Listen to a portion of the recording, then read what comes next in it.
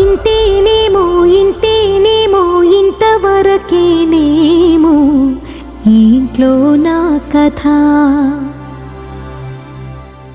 అంతేనేమో అంతేనేమో అంతులేని వేదనేమో ఆడపిల్లను కదా.